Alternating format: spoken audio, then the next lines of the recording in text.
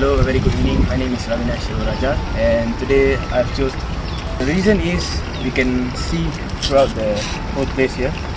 Okay, one thing is that it could affect the underwater life. Okay, and it could cause water pollution. And as you guys can see, this place, the water is stagnant. So the water flow is not great.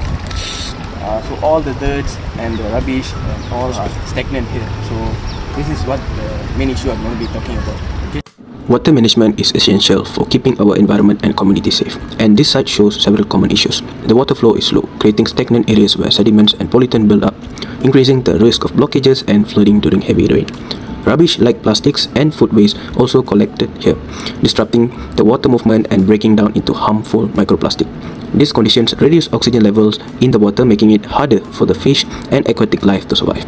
Stagnant and pollutant water also becomes a breeding ground for mosquitoes, which raises public health risks such as dengue. Overall, this issue shows how poor water management affects both ecosystem and human health.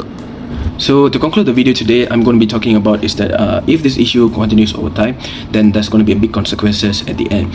So it is important that this water segment actually becomes an ideal breeding for mosquitoes, and sometimes it could have a high risk to have diseases spread all over the environment. So sometimes these rubbishes which are stagnant could cause smell to come around, so it could affect the environment totally, so even the public health. So this is important that we need to have an improved situation. We need to have an consistent maintenance on this place, have a better water flow, even better disposal waste practices comes important in the situation. So community campaign awareness can be also done, so it is one of the ways to improve the issues going on right now. So it does not only affect the human being public, or it could affect underwater life. And talking about underwater life, there's overfishing issues that's going on. So make everything into wiser decisions so that we could improve a better environment in the future. With that said, each individual needs to have a responsibility to prevent this issue in the future.